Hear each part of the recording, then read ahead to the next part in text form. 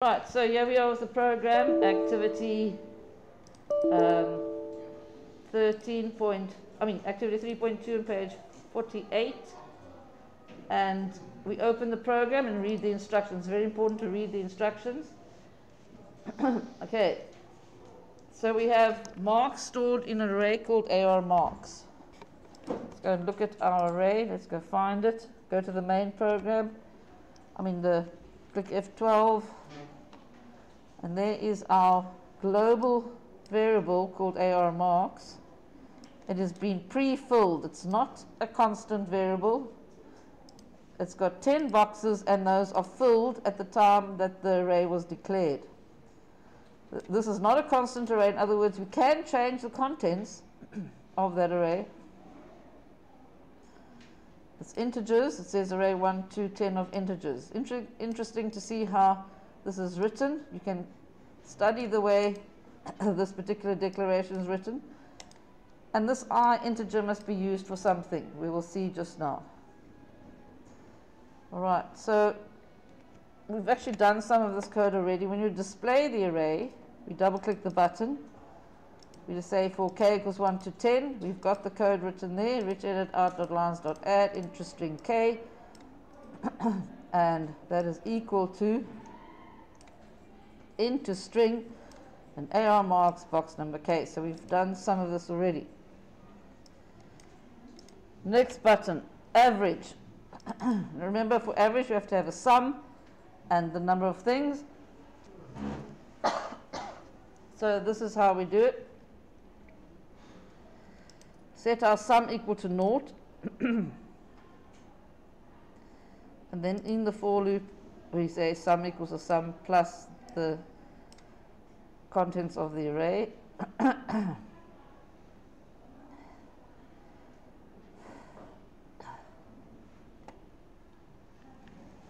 Then we're going to display the sum and the average, calculating it at the same time as displaying it. We did that in the last lesson. Product is also something we've done already.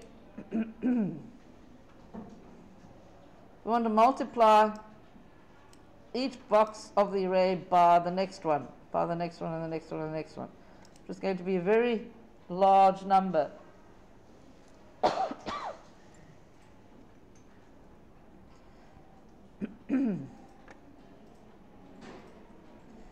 And we make a variable iprod equal to the first box, and then we go from 2 to 10 and multiply iprod by AR marks box number k, and then we display it in the rich edit.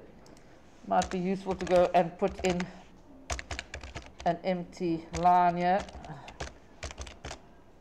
in the rich edit so that it looks neater.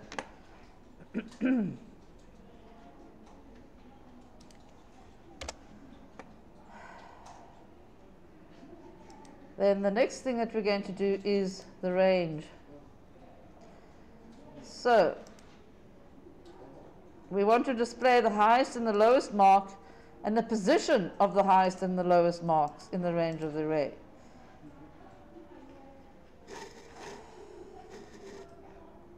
Well, we want the highest mark and the lowest mark. And we're going to subtract the lowest mark from the highest mark and get a word called the range. They say display the highest, display the lowest, and also display which box number those are in. So to demonstrate, this is what I'm going to do.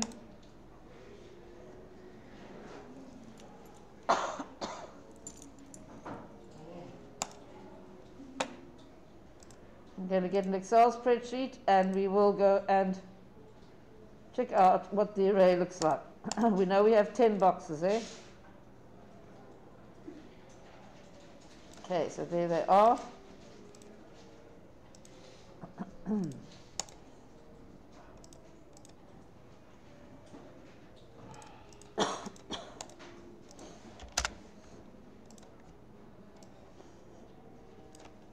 So, if we had random numbers in each one of these,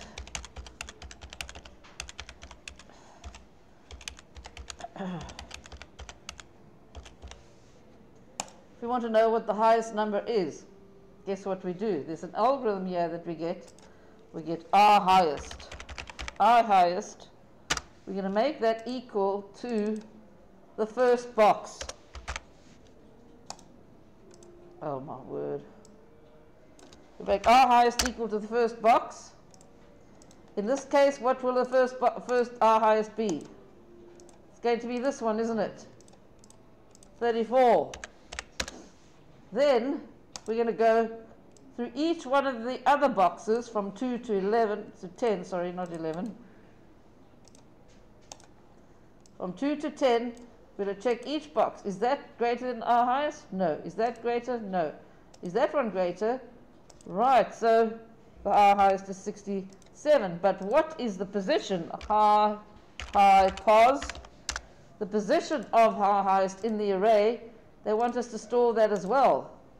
In this case, it's going to be box number 4, isn't it? Right. So then the loop will carry on to the next box. Is that greater? No. Is that greater? Yes. So we're going to change R highest to 90, and the position of R highest will be number 6. And so it goes on. So in our for loop, we will have we'll have an if statement, and we're going to make R highest and R high pos equal to things if they are higher than the previous highest number. What about lowest? We do the same thing, just that we use a less than sign.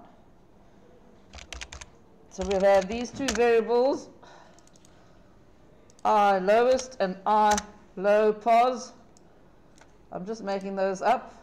You can use whichever one you want. And we make it equal to the first one. And then we go and check the rest of them. So that is the algorithm. Make it equal to the first item in the array, and then go and check every single other box to see if it's lower than that first item. All right, so are we ready to write the code? Okay, let's do it. We're going to make our variables over here R highest and R high pos and R lowest and R low pos, colon integer.